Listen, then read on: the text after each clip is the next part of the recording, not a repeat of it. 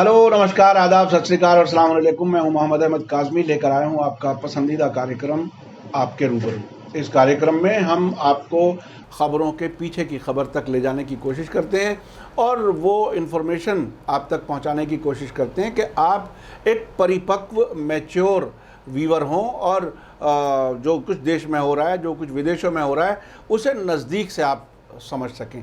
और मुझे इस बात का पूरा अंदाज़ है और मैं समझता हूँ मुझे बहुत सी चीज़ें नहीं आती, आप में से बहुत से लोग मुझसे बहुत सी चीज़ें ज़्यादा जानते होंगे, लेकिन बहरहाल हम कोशिश करते हैं कि आम लोगों तक वो चीज़ें पहुँचें जो आम तौर पर आपको नहीं मिलती। अभी सुप्रीम कोर्ट में प्रशांत भूषण को सज़ा दिए जाने की बात आगे बढ़नी है। सज़ा दें ना दें, उनको गिल्टी तो बता दिया गया, उन्होंने गुनाह किया है उनकी नज़र में, लेकिन सज़ा कितनी दें, कैसी दें, अभी भी प्रशांत भूषण मजबूती से कह रहे हैं कि साहब मैं आपसे कोई माफ़ी नहीं मांगूंगा, आपको जो फैसला करना है आप करो, जो आपको सज़ा देनी है मुझे कबूल है। तो ये इस पर हमने अब से पहले भी बात की थी। मेरे ख़ास मेहमान हैं रविंद्र कुमार जी, जो पेशे से वकील हैं, साथ साथ अध्यक्ष हैं राष्ट्रीय मुक्ति मोर्चा के। रविंद्र कुमार जी, आप बताइए कि आप चूँकि वकील हैं, चीज़ों को बहुत नज़दीक से देखते हैं, ये किस करवट उठ बैठेगा? तकरीबन उस तरह से जो वो आपने कही थी करवट किस तरह से होगा, लेकिन आखिर इसका नतीजा क्या होगा? देखिए, अगर मैं और भाषा में कहता तो वो फिर कोर्ट की अवमानना होगी। हाँ। मैं कहूँगा कि सांप के मुंह में छुछुंदर फंस गया है। अच्छा। अब सांप को भी सोचना और छुछुंदर को भी सोचना है कि क्या करें। हाँ। क्योंकि सांप अगर छुछुंदर को उगलेगा तो अंधा हो जाएगा। हाँ। और नहीं उगलेगा तब भी मर जाएगा। हाँ। तो ये एक ऐसी मैं कहता हूँ कि चेक 22 की एक प्रॉब्लम खड़ी हो गई है। हाँ। कि अदालत को भी अब सोचना पड़ेगा कि हम क्या करें। हाँ। तो मैंने जैसे पहले भी एक बार आपको कहा था। हाँ, जी। कि जब गांधी जी सबसे पहले चंपारण में गए थे, बिहार के हिस्से में, और वहाँ उन्होंने नील विद्रोह जो वहाँ के आदिवासी आंदोलन चला रहे थे, उसकी अगुवाई की थी। तो वहाँ का जो अंग्रेज मजिस्ट्रेट था, उसने गांधी जी को बुला कर सज़ा दी कि तुम जो है सरकार की हुक्मदुली करते हो, तो मैं तुम्हें जो है 30 दिन का कारावास दे रहा हूँ। उससे जब गांधी जी को कहा कि भाई तुम क्या चाहते हो, तो गांधी जी ने सीधा कहा मुझे आप जेल भेज दो। तो उसने उससे कहा कि तुम जेल क्यों जाना चाहते हो, तुम जमानत पे छूट सकते हो, जमानत लो और घर जाओ। तो गांधी जी ने कहा कि मेरे जेल जाने से जो मैसेज पूरी दुनिया को जाएगा वो मेरे माफ़ी मांगने से नहीं जाएगा, और मैं जो है यहाँ इसलिए आया हूँ कि मैं देश की जनता को एक संदेश दे सकूँ कि हुकूमत के सामने सिर नहीं झुकाना चाहिए। जी। और अब आज की हालत में प्रशांत भूषण ने भी कमोबेश यही रास्ता अख्तियार किया है। ये गांधीवादी रास्ता है, जिसमें उन्होंने कहा है कि मैं आपसे कुछ संशोधन तो कर सकता हूँ, लेकिन मैं माफ़ी नहीं मांग सकता, क्योंकि माफ़ी उस कर्म की मानी जाती है जिसमें आदमी को पछतावा हो। अगर आप दिल से मानते हैं कि आपने कोई ऐसा काम किया है जो नहीं करना चाहिए, जो पाप हो, आपकी आत्मा धिक्कार रही हो, लेकिन अगर आप ये मानकर चलते हैं कि आपने देश की सेवा के लिए कोई कदम उठाया है, तो आपको उसके लिए गर्वित होना चाहिए। इसी तरह भगत सिंह के सामने सवाल आया था कि भगत सिंह के टाइम में आपने देखा होगा कि वीर सावरकर ने कई चिट्ठियाँ लिखी कि हमें माफ़ी दो, और दूसरी तरफ जो है भगत सिंह, सुखदेव और राजगुरु तीनों ने अंग्रेजी हुकूमत को चिट्ठी लिखी कि हमें आप जल्दी से जल्दी फांसी दो, क्योंकि फांसी से जो संदेश जाएगा वो दुनिया को इकट्ठा कर देगा, खड़ा कर देगा।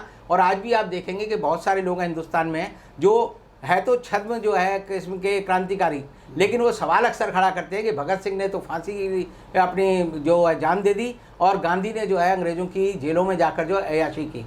तो इस तरह के लोग जो है जिन्होंने कभी देशभक्ति की बात नहीं की, वो भी गांधी के मुकाबले भगत सिंह को इसलिए खड़ा करते हैं क्योंकि उन्हें लगता है कि गांधी इससे छोटे हो जाएंगे। लेकिन अगर मकसद देखें तो गांधी का और भगत सिंह का और प्रशांत भूषण का, तीनों का एक है। और इसलिए मैं कहता हूं कि सुप्रीम कोर्ट खुद ट्रायल पर है। लोग इस बात को देख रहे हैं कि सुप्रीम कोर्ट क्या लेती है फैसला, और उस फैसले के बाद जो है नज़ीर तय होगी कि हिंदुस्तान की जनता, हिंदुस्तान की न्यायपालिका, हिंदुस्तान की जमहूरियत, हिंदुस्तान का लोकतंत्र किस तरफ जाएगा।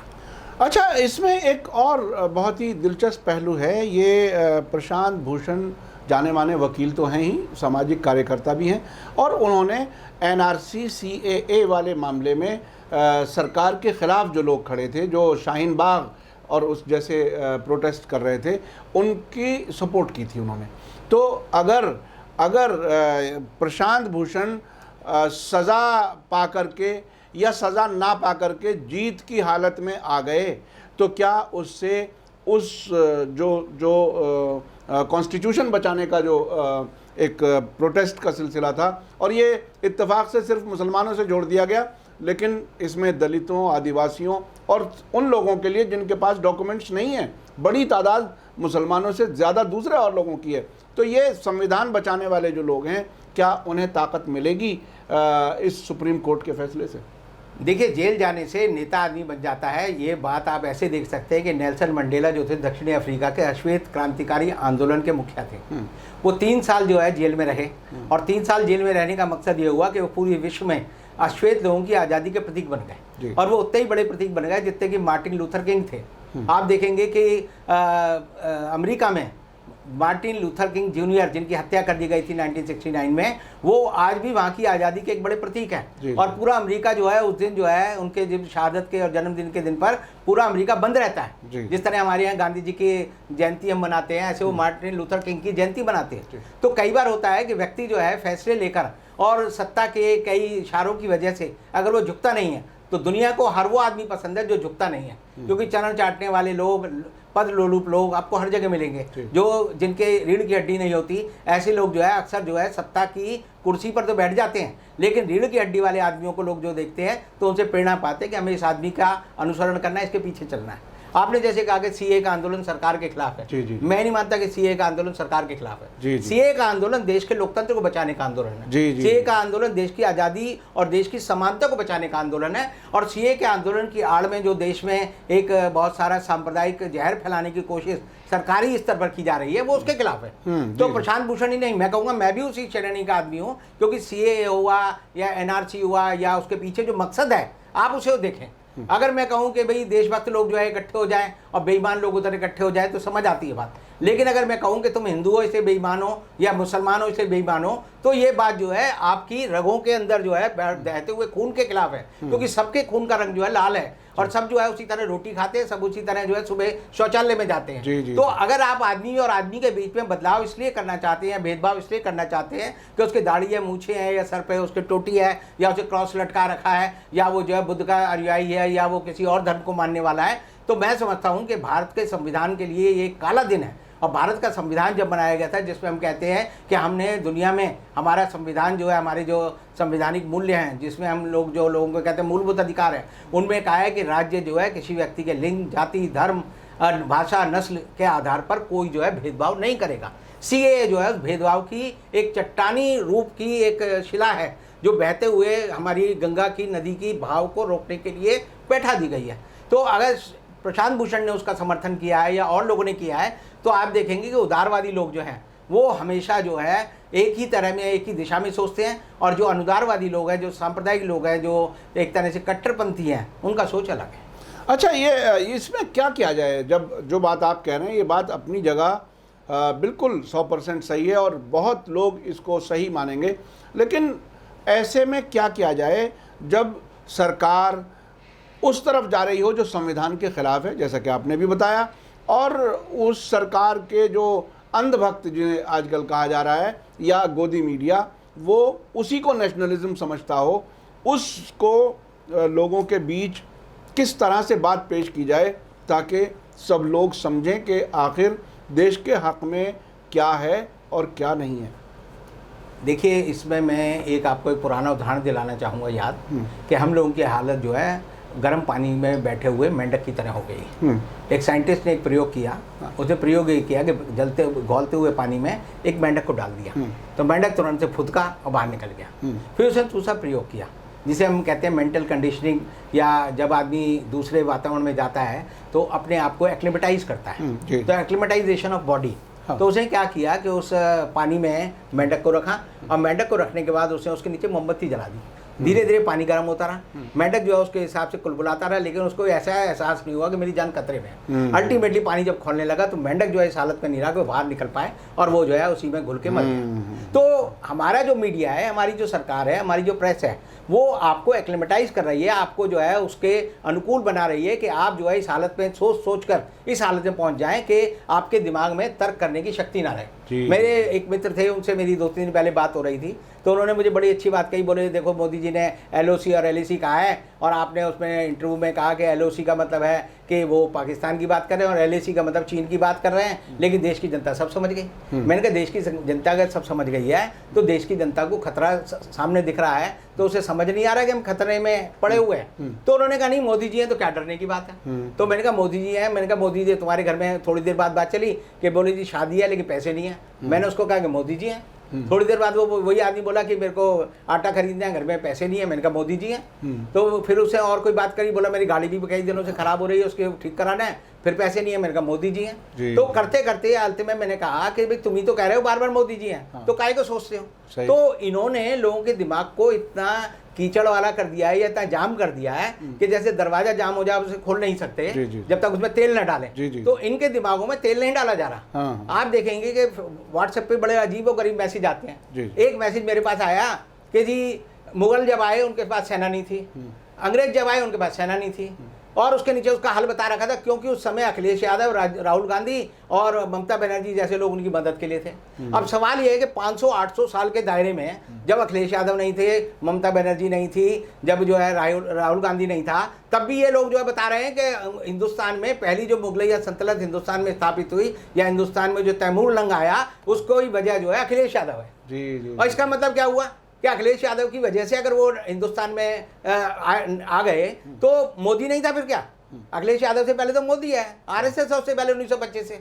तब ये नहीं कहेंगे कि अंग्रेज जो है RSS की वजह से आए, क्योंकि आपके दिमाग को बता दिया गया है कि अगर नमक ज्यादा है तो इसके लिए जिम्मेदार जो है राहुल गांधी है, और आपकी ये मिर्ची ज्यादा है सब्जी में तो इसके लिए जिम्मेदार अखिलेश यादव है। तो इस तरह का लॉजिक जिसको कहते हैं तर्क और कुतर्क में कोई सामंजस्य नहीं है। तो आप सोचेंगे कि हिंदुस्तान का जो मीडिया है वो आपको एक ही चीज की पुनरावृत्ति कर रहा है। हिटलर हमेशा कहता था कि एक ही चीज को बार बार दोहराओ और जितना बड़ा झूठ दोहराओगे वो लोग उसे आसानी से मान लेंगे। अब जो है लोग कहेंगे मेरे को कब्जा है, क्यों नहीं है, कहेगा जी वो अखिलेश यादव की वजह से मेरे को कब्जा है। दूसरे को दस्ता जी क्यों है, ये मायावती की वजह से है। तीसरा कहेगा जी ये इसको बुखार चढ़ा हुआ है, आप कह दोगे जी ये तो जो है ममता बनर्जी की वजह से है। यानी हिंदुस्तान में अतार्किक और बेहूदगी और बेवकूफ़ी की बातें करने के लिए भी हम लोग जो है राजनीतिक परिदृश्य में घुस जाते हैं, और हमारा मीडिया जो है आपको एक तरफ का तकलीफ चीज़ें देता है। अभी मैं एक चैनल देख रहा था जी का, तो उसमें बड़े मजे से बता रहा है कि जी दिल्ली में बड़ा पानी आ गया है, ये निकम्मा है केजरीवाल। अरे मैंने कहा जो पानी आया है वो सबसे ज्यादा पानी तो कल जो है दिल्ली से ज्यादा गुड़गांव में था, जाके सारे सब्वे में पानी भर गया। जहाँ पर एक हॉस्पिटल में मेरी एक परिचित का ऑपरेशन होना था तो डॉक्टर ने इसे नहीं किया, बोला जी लाइट चली गई, 5 घंटे से लाइट नहीं आ रही। तो हम ये नहीं दिखाएंगे, हम ये दिखाएंगे कि हमें जो है दिखाना है कि जैसे एक होता है कि मेरी आंख में अगर शैतीर है तो वो ना दिखे, आपकी आंख के बाल को मैं दिखाऊं देखो उसकी बाल में जो आंख में जो है रोड़ा है। तो इस तरह का सोच जो है मीडिया ने हमारे लोगों का बना दिया है, और उसकी वजह से हमारा सोच जो है कुंठित हो गया है, हम सही और गलत ही नहीं पहचान पा रहे। और तर्क को ऐसे मोड़ा जाता है कि आप हर बार वही सोचें कि सब ये अखिलेश और ये ही बुरे हैं ताकि आने वाले किसी इलेक्शन में उन्हें वोट ना मिले, बीजेपी को वोट मिल जाए। अच्छा, अभी हाल ही में शाहीन बाग से जुड़े हुए कुछ लोगों को बीजेपी ज्वाइन कराई है। शायद ये कहने की कोशिश की गई है कि उस सोच के लोग अब सब बीजेपी में आ जाएंगे। अब उसके बारे में आपकी क्या राय है? देखिए जी, बीजेपी के एक बड़े नेता ने कहा था कि शाहीन बाग के लोग जो है तुम्हारे घर में आएंगे और तुम्हारी माँ बहन बेटियों के साथ रेप करेंगे। जी जी जी। अब उन्हीं लोगों को इन्होंने घर बुला लिया। हाँ। अब अगर आपको ये पता है कि शाहीन बाग का ये आदमी आके रेपिस्ट है, हाँ, तो इसका मतलब घर बुला के या तो आपको रेप कराने में आनंद आता है, जी, जी, या आपकी मनोवृत्ति उस समय भी झूठ थी और आज भी झूठ है। जी। तो शाहीन बाग को एक इशू इसलिए बनाया गया कि जैसे अब जो बीजेपी के खिलाफ जो है आप देखेंगे कि केजरीवाल की सरकार के लोग कहते हैं कि ये शाहीन बाग का जो मामला है ये बीजेपी का करा कराया है। तो सवाल ये है कि जब करा कराया है तो पहले क्यों नहीं बोले आप? तो हिंदुस्तान में क्या है कि अगर आप भीग गए तो सब आ जाएंगे कहने के लिए भीग गए और अपनी अपनी परंपरा बताने लगेंगे, भगवान ने बारिश कर दी से भीग गए।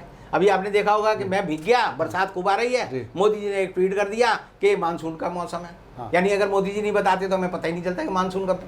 आप इंतजार करें वो क्या बोलेंगे हमेशा। नहीं, वो हमें वो बात बताते हैं जैसे मैं रोज सुबह आपको ट्वीट कर दूं सुबह सूरज उगाया है। हाँ। अब सूरज उगाया है तो पूरी दुनिया देखेगी। उसमें कोई नॉलेज तो नहीं बढ़ी? नॉलेज नहीं, लेकिन ये कुतर्क का एक तरीका है। हाँ। कि जी मोदी जी देखो मेरे को छोटी छोटी बात बताते हैं। हाँ। कि सुबह हो गई है, खाना खा लो, पानी पी लो, थोड़े दिन में आपको लगेगा कि मोदी जी का ट्विटर नहीं आया तो पता नहीं सुबह नहीं हुई, सोता रहूं। जी। तो ये आपकी माइंड की कंडीशनिंग है जो मैंने आपको बताया कि आपको मेंढक की तरह बनाया जा रहा है। हम आज आदमी नहीं है। हम उस पानी में, खौलते पानी में, खौलते हुए पानी के अंदर जो मोमबत्ती नीचे जल रही है उसके अंदर बैठे हुए मेंढक बन गए हैं और हमारा उसी तरह का प्रयोग किया जा रहा है। ये बहुत ही ख़तरनाक सूरत हाल है कि अगर उस मोमबत्ती के नीचे बैठे हुए उस मेंढक की बात अगर हालत हो जाए तो हम आखिर फिर तो मशीन भी नहीं रहेंगे। एक बात कही गई थी कि ये जो नई एजुकेशन पॉलिसी आई है वो सिर्फ मज़दूर बनाएगी, मशीन बनाएगी। ऐसी हालत में तो जब कुछ सोचने की ही हालत नहीं होगी, हमारी वो सलाहियतें ख़त्म कर दी जाएंगी, तो फिर डेमोक्रेसी कहाँ, फिर जुडिशरी, फिर मीडिया, फिर तो किसी भी तरफ आंखें नहीं खुलेंगी। वही एक तरह से जहालत और ग़ुलामी की तरफ जाएंगे। आप उसे कैसे देख रहे हैं? मतलब उसको समा पगर करके कहा जाए कि इसके बाद क्या होने वाला है, वो बताइए। अभी सुप्रीम कोर्ट के जज दीपक गुप्ता जी रिटायर हुए हैं, उन्होंने यही बात कही। हाँ। लास्ट भाषण उनका यही था। हाँ। और उन्होंने कहा था कि विरोध को करने का जो आज़ादी है वो आपकी सबसे अहम आज़ादी है, राइट टू डिसेंट, कि मैं आपसे सहमत हूँ या नहीं हूँ। अगर मैं खड़े होकर नहीं कह सकता, आपको याद होगा ब्रेजनेव के टाइम में कि एक बार ये हुआ कि ब्रेजनेव भाषण दे रहे थे तो उन्होंने कहा स्टालिन के टाइम में कोई भी आदमी नहीं बोलता था, तो एक आदमी बोला कि तब आप भी तो थे, आप क्यों चुप थे? तो ब्रेजनेव ने कहा मैं डर की वजह से नहीं बोलता था, लेकिन अब मैं आपसे कह रहा हूँ कि जिसने अभी ये बात बोली है खड़ा होकर अपनी शक्ल दिखाए, तो वो आदमी भी डर के वजह से बैठा रहा।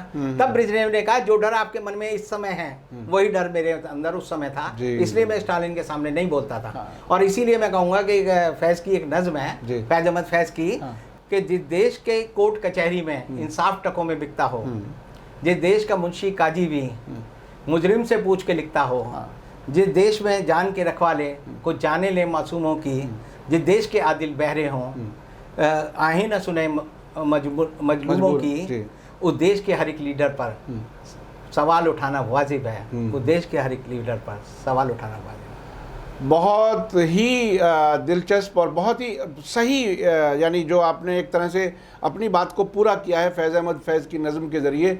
ये वाक़ई बहुत ही ख़तरनाक सूरत हाल है और फैज़ अहमद फैज़ ने अपने ज़माने के हालात के हिसाब से कहा होगा, लेकिन वो आज भी सटीक है, बामानी है। रविंद्र कुमार जी, आपका बहुत बहुत शुक्रिया, आपने मीडिया स्टार वर्ल्ड को वक्त दिया और आप हमारी रिक्वेस्ट पर वक्त दे देते हैं, हम इसके शुक्रगुजार हैं। देखिए, ये जो मिसालें दी हैं, मैं दर्शकों से कहना चाहता हूँ, वो गर्म पानी में मेंढक वाली, वो बहुत ही गौर करने वाली है, सोचने समझने की बात है। और जो फैज़ अहमद फैज़ ने जो बातें कही हैं, हम अपने आसपास देखें, ऐसा ही सब कुछ होता हुआ नज़र आ रहा है। अदालतों का क्या हाल है, दूसरे मैदानों में क्या कुछ हो रहा है, हुकूमत क्या कर रही है, पुलिस क्या कर रही है, मीडिया क्या कर रहा है, वो सारी चीज़ें आपके सामने है। डेमोक्रेसी बचाना सबकी ज़िम्मेदारी है, हमें सभी को गौर करना चाहिए और जहाँ भी हमें मौका मिले अपनी डेमोक्रेसी और अपने राइट ऑफ डिसेंट जिसे कह सकते हैं, इख्तलाफ राय की आज़ादी, हमें उसका भी इस्तेमाल करना चाहिए। इसी के साथ मुझे दीजिए इजाज़त। धन्यवाद, शुक्रिया, जय भारत, जय हिंद।